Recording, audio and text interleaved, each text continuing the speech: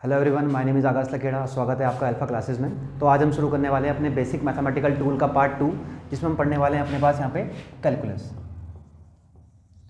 Calculus basically mathematics का हमारा एक हिस्सा है जिसको हम बहुत ही ज़्यादा यूज़ करते हैं फिजिकल डेरिवेशंस में, फिजिक्स के डेरिवेशंस में, और इसका बहुत ही ज़्यादा इंपॉर्टेंस है हमारी लाइफ में बोले। और फिजिक्स की अगर हम बात करें तो फिजिक्स में बहुत ज़्यादा इंपॉर्टेंट इसकी होती है। अगर आपको किसी भी चीज़ को डेरिवेशन आप देखेंगे तो मोस्टली डेरिवेशंस में आप देख पाएंगे कि कैलकुलस का यूज़ बहुत ज़्यादा है यहाँ पे, ठीक है ना। तो कैलकुलस के पास हमारे पास बेसिकली दो हिस्से हमारे पास इसके होते हैं। एक पहला हमारे पास है डिफ्रेंशिएशन और सेकेंड पार्ट हमारे पास है इसका इंटीग्रेशन। तो अगर हम देखें इसको यहाँ पे, तो कैलकुलस वैसे तो बहुत बड़ा हिस्सा है हमारे पास, जो मैथमेटिक्स में मतलब देखें तो बहुत ही पूरा, अगर आप 12th में जाएंगे तो बहुत ही बड़ा पोर्शन है कैलकुलस का हमारे पास होता है यहाँ पे अवेलेबल। लेकिन अगर हम बात करें फिजिक्स में हमारे पास, तो हमको फिजिक्स में उतना डीप जाने की जरूरत नहीं होती है। जो चीज़ें हमारे पास यहाँ पे फिजिक्स में काम आनी है, हम सिर्फ उन्हीं के बारे में डिस्कस करेंगे, उनके बारे में हम बताएंगे आपको और उसके बारे में आगे बात करते हैं, ठीक है। तो पहले अगर मैं डिफ्रेंशिएशन की बात करूँ, तो अगर हम डिफ्रेंशिएशन को एक्सप्लेन करें यहाँ पे, तो हम ये कह सकते हैं कि डिफ्रेंशिएशन जब हम क्या करते हैं किसी बड़ी चीज़ को, लेट से मेरे पास एक बहुत बड़ी दीवार है और मैंने पूरी दीवार को तोड़ के उसमें से उसकी ब्रिक्स को अलग अलग कर लिया। दीवार को हमने तोड़ा और उसके पास जो उसमें लगे हुए पार्टिकल्स यानी कि ब्रिक्स उसमें लगी हुई थी, हमने ब्रिक्स को अलग अलग कर दिया यहाँ पे। तो बड़ी चीज़ को तोड़कर जब हम एक छोटी चीज़ में डिफाइन कर देते हैं यहाँ पे, तो उसको बोलेंगे यहाँ पे डिफ्रेंशिएशन। वहीं अगर बात करूँ इंटीग्रेशन की, तो इंटीग्रेशन मतलब होता है कि मेरे पास बहुत सारी ब्रिक्स थी, मैंने उन सभी को जोड़ा और एक वॉल बना दी यहाँ पे। तो जहाँ पे हम क्या करेंगे, यहाँ पे किसी भी चीज़ को तोड़कर एक छोटा हिस्सा बनाते हैं उसका, उसे बोलते हैं डिफ्रेंशिएशन। और वहीं पे अगर उल्टी बात करें इसकी, तो इंटीग्रेशन का मतलब हमारे पास होता है कि जब भी हम छोटी छोटी ब्रिक्स को या फिर छोटी छोटी चीज़ों को हमने समअप करके उसको एक बड़ा चीज़ इंटीग्रेट कर दिया उस सभी को यहाँ पे, उसे बोलेंगे इंटीग्रेशन। समझ पा रहे हैं आप लोग, ठीक है। अगर हम बात करें डिफ्रेंशिएशन को, तो ये डिनोट करते हैं इसको कितना, dy बाय dx से, ठीक है ना। अगर हम बात करें यहाँ पे dy बाय dx का यहाँ पे होता है इंटीग्रेशन का सम। ऐसी बात करें यहाँ पे इंटीग्रेशन की बात करें तो उसको डिनोट करते हैं यहाँ पे क्या, इंटीग्रेशन ऑफ y dx, इस वाली फॉर्म में। तो आप देख पाएंगे यहाँ पे जैसे हमारे पास प्लस का साइन होता है, एडिशन का सम देखते हैं यहाँ पे, साइन देखते हैं वो कितना होता है हमारे पास, प्लस का साइन होता है। सब्ट्रैक्शन की बात करेंगे तो उसका साइन कैसा होता है, नेगेटिव होता है। इसी फॉर्म में हमारे पास जो डिफ्रेंशिएशन का हमारे पास साइन है उसे हम बोलते हैं dy बाय dx, और जो इंटीग्रेशन को हम दिखाते हैं यहाँ पे, शो करते हैं, वो करते हैं यहाँ से इंटीग्रेशन ऑफ y dx। समझ पा रहे हैं यहाँ पे इतना। अब इसमें देखिए बहुत सारी चीज़ें यहाँ पे हमारे पास रूल्स हैं, इसमें कई सारे फॉर्मुलाज हैं, क्योंकि फॉर्मुला बेस्ड हमारे पास ये थ्योरी है हमारे पास। अगर हम इसको फॉर्मुले के अकॉर्डिंग नहीं पढ़ पाएंगे तो बड़ी दिक्कत हो जाती है हमको यहाँ पे। तो कुछ फॉर्मुले हमको लिखाएंगे भी यहाँ पे और कुछ क्वेश्चंस करके भी दिखाएंगे। देखिए मेरा मुद्दा यहाँ पे सारा ये है कि हमारे जो बायोलॉजी वाले स्टूडेंट्स हैं उनको भी हमारे फिजिकल डेरिवेशन में दिक्कत नहीं आनी चाहिए। समझ पा रहे हैं यहाँ पे इतना। तो फिजिक्स पढ़ने के लिए ना ऐसा ना हो कि भैया सिर्फ मैथ्स वालों का एडवांटेज है, बायोलॉजी वाले बिल्कुल पीछे रह गए। उन सभी के लिए हम कोशिश करेंगे यहाँ पे कि कुछ न्यूमेरिकल यहाँ पे करा भी पाएँ, ठीक है। तो कुछ कोशिश करते हैं। शुरुआत करेंगे पहले डिफ्रेंशिएशन से। अगर हम बात करें यहाँ पे कुछ इसके बहुत ही बेसिक्स फॉर्मुले होते हैं। पहले अगर हम इसको समझें यहाँ पे कि ये dy बाय dx है क्या हमारे पास, तो हमने बोला लेट कि हमारे पास y कोई फंक्शन है किसका, x का, तो y इज इक्वल टू कितना मान लिया हमने, इसको fx मान लिया। तो अगर हम y को डिफरेंशिएट करते हैं विद रिस्पेक्ट टू x, तो इसे बोलेंगे हम यहाँ पे dy बाय dx। जब क्या करते हैं हम किसी भी फंक्शन को जो x का फंक्शन है, अगर हम उसको क्या करें x के रिस्पेक्ट में क्या करते हैं, उसको डेरिवेट करते हैं, उसे बोलते हैं हम डिफरेंशिएशन। तो दैट मीन्स यहाँ पे कितना बनेगा हमारे पास, dy by dx of fx। तो कोई भी x का फंक्शन जिसको हम क्या करते हैं x के रिस्पेक्ट में इसको डिफरेंशिएट कर दें, उसे बोलेंगे यहाँ पे डेरिवेशन। क्या बोल सकते हैं इसको, डिफरेंशिएशन कह सकते हैं इसको यहाँ पे हम, ठीक है ना। इसके लिए हम क्या करें, यहाँ पे कुछ बेसिक फॉर्मुलाज हमारे पास में लगते हैं यहाँ पे। जैसे हम बात करें यहाँ पे कि dy by dx of x, अगर मैं बात करें dy by dx of x, इसका फॉर्मुला क्या बनता है हमारे पास। हम लोग इसके लिए x की पावर n का पहले बात कर लेते हैं कि dy by dx of x की पावर n क्या होता है। तो ऐसी वाली कंडीशन में आपका करना है यहाँ पे, इस n को आपने आगे लिख लेना है यहाँ पे, जो भी पावर यहाँ पे रहेगी, और x की पावर को आपने एक कम कर देना है, that means x minus n minus one, ठीक है ना। तो मैं यहाँ पे देखें अगर कि dy by dx of x की power n is equal to कितना है हमारे पास, n इंटू x की power n minus one. Example के लिए बात करें अगर यहाँ पे, तो हमने बोला यहाँ पे कि अपने को dy बाय dx करना है किसका, x की पावर 3 का। तो लेट से हमारे पास पावर कितनी है यहाँ पे 3 है, तो पहले आप 3 को आगे ले लेंगे, तो यहाँ पे कितना बनेगा, x बनेगा, और x की पावर को एक कम कर देना आपने, यानी कि 3 माइनस वन कर देना आपने। तो कितना बनेगा यहाँ पे 3 minus one, that is equal to 3x की पावर 2। तो इस तरीके से करते हैं यहाँ पे किसी भी बड़ी चीज़ को, उसकी पावर्स को, यहाँ पे देखो आप x की पावर 3 था यहाँ पे, तो पहले बड़ा था यहाँ पे, हमने इसको डिफरेंशिएट करा तो यहाँ पे x की पावर कितनी हो गई हमारे पास, 2 हो गई। जिस वजह से क्या हुआ आपके पास यहाँ पे जो पावर है वो डिवाइड होकर टूट रही है यहाँ पे, तो बड़े हिस्से का छोटा बना देना, उसे बोलते हैं यहाँ पे डिफरेंशिएशन। समझ पा रहे हैं आप लोग यहाँ पे। तो पहला फॉर्मुला हमारे पास क्या है यहाँ पे, dy by dx of x की power n is equal to कितना होता है हमारे पास, n x की पावर n माइनस वन। बहुत ही फॉर्मुला बेस्ड है, ज़्यादा कुछ ऐसा बड़ा टेक ही नहीं बताएंगे आपको कि बहुत सारे फॉर्मुलाज करवा रहे हैं, क्वेश्चन करवा रहे हैं जो आपके काम के हैं नहीं, जो सिर्फ आपके काम आने वाले फिजिक्स में, उनकी बात करने वाले हैं यहाँ पे, ठीक है। ऐसे हमारे पास सेकंड फॉर्मुला हमारे पास बात करें यहाँ पे, तो ये आता है हमारे पास dy by dx of constant. अगर हम किसी कांस्टेंट को हम क्या करें, डिफरेंशिएट करते हैं, तो उसकी वैल्यू हमेशा कितनी आती है, 0 आती है। कितनी आएगी हमेशा, 0। दैट मीन्स अगर आप एग्जांपल की बात करें, हमने एग्जांपल लिया, हमने बोला कि dy बाय dx ऑफ 3, तो 3 इज अ कांस्टेंट नंबर, है ना। तो यहाँ पे कांस्टेंट इसका कितना आएगा, डिफरेंशिएट 0 हो जाएगा इसका अपना भी। तो कभी भी अगर क्या करते हैं आप किसी भी कांस्टेंट को डिफरेंशिएट करते हैं तो उसकी वैल्यू हमेशा कितनी आती है, 0 आती है। ओके, और यहाँ पे थर्ड हमारे पास है यहाँ पे d/dx ऑफ साइन एक्स। अब कई बार क्या देखेंगे आप लोग यहाँ पे, बहुत बार आपको मिलेगा कि आप ट्रिग्नोमेट्री फंक्शंस को हर जगह पे यूज होता हुआ देखेंगे यहाँ पे। तो ऐसे ही कैलकुलस के अंदर भी हमारे पास ट्रिग्नोमेट्री फंक्शन को हम करा चुके हैं, और पहले भी हमने इससे पहले हमने जो वीडियो बनाया है उस ट्रिग्नोमेट्री के बारे में ही है, हम समझा चुके हैं। जिस बच्चे ने आपको ट्रिग्नोमेट्री को समझना है यहाँ पे तो वाली वीडियो देख सकते हैं आप इससे पहले। ठीक है, आगे बढ़ते हैं। हमारे पास यहाँ पे हमारा नया फॉर्मूला आता है d/dx of sine x is equals to होता है हमारे पास यहाँ पे cos x। कितना हो जाएगा, cos x। फोर्थ वन अगर हम बात करें यहाँ पे तो d/dx ऑफ cos x ये इक्वल होता है हमारे पास किसके, माइनस के साइन एक्स के बराबर। ठीक है, यानी कि d/dx of sine x is equals to कितना होता है, cos x हो जाएगा हमारे पास, और d/dx ऑफ साइन एक्स कितना हो जाता है, सॉरी cos x कितना हो जाएगा हमारे पास, माइनस का साइन एक्स। ठीक है, आगे बढ़ेंगे हमारे पास, जैसे कि d/dx ऑफ tan x ये होता है हमारे पास कितना, sec स्क्वायर x। ऐसी d/dx ऑफ, अगर हम sec x की बात कर लें तो ये होता है हमारे पास sec x tan x, sec x tan x। और आगे बात करें अगर यहाँ पे तो d/dx ऑफ कितना, cot x की बात करें तो ये होता है हमारे पास माइनस का cosec स्क्वायर x।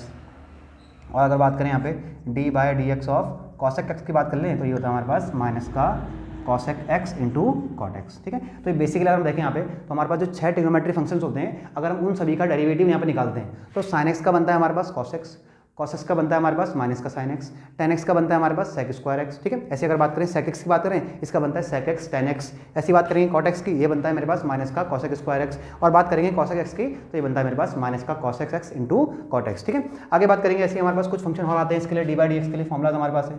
अगर हम बात करें d/dx ऑफ log x ये इक्वल टू होता है हमेशा किसके, 1/x के, d/dx of log x is equal to 1/x। ठीक है, ऐसे हमारे पास फॉर्मुलाज कुछ और बेसिक है हमारे पास, d/dx ऑफ e की power x is equal to होता है e की पावर x, इसमें कोई डिफरेंशिएट नहीं होता है, सिंपल वही वैल्यू आपको दोबारा से मिल जाएगी यहाँ पे।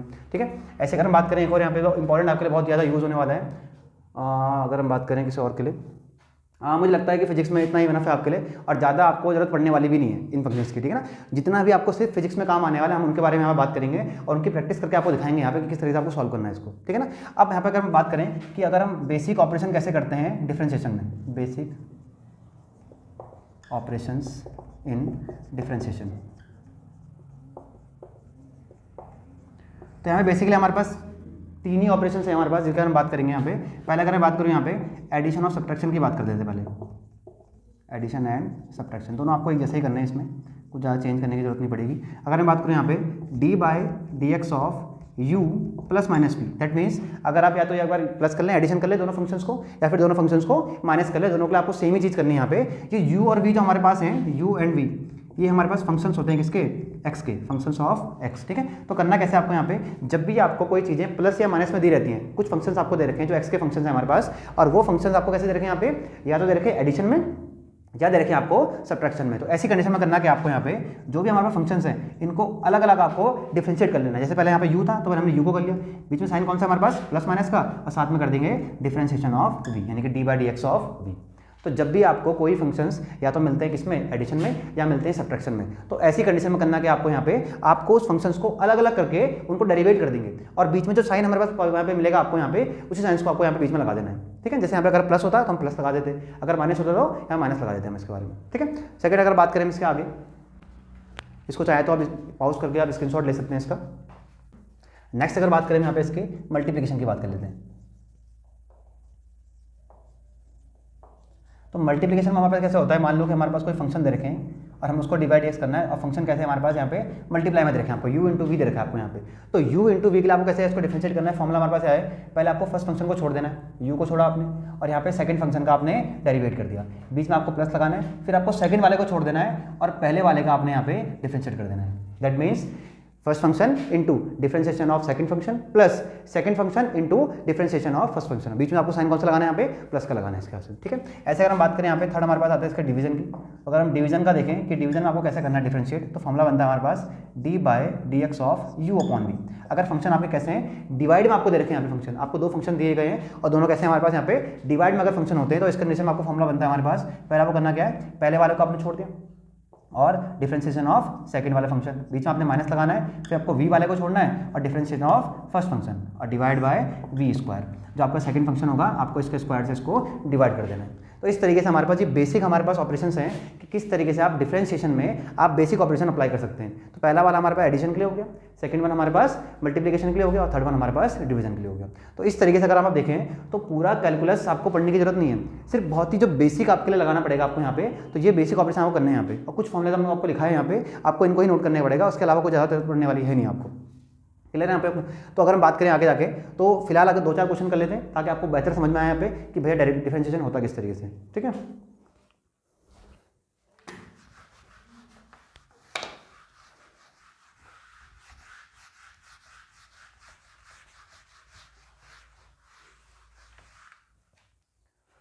सो हम एग्जांपल लेते हैं यहाँ पे। क्वेश्चन नंबर 1 हमने यहाँ पे यार कि आपको फंक्शन मिला है y =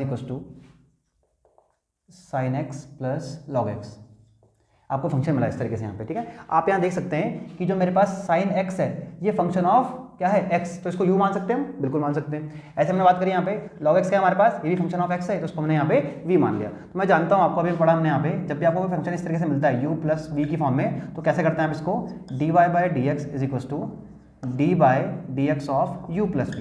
जब भी आपको एडिशन में मिलता है या फिर आपको सब्ट्रैक्शन में मिलता है यहाँ पे, तो करना आपको इस तरीके से, यहाँ पे फंक्शन हमें मिलेगा यहाँ पे u की वैल्यू कितनी है हमारे पास sin x और v की वैल्यू कितनी है हमारे पास log x। तो करना किस तरीके से आपको कि आपके दोनों जो फंक्शन आपको दिए गए यहाँ पे, उन फंक्शन को आपको अलग अलग करके डेरिवेट कर देना है। किस तरीके से, पहले आप इस d/dx की मल्टीप्लाई करेंगे इससे sin x से, तो कितना बनेगा मेरे पास d/dx ऑफ sin x, बीच आपको प्लस लगाना है, और यहाँ पे कितना आएगा मेरे पास d/dx ऑफ log x।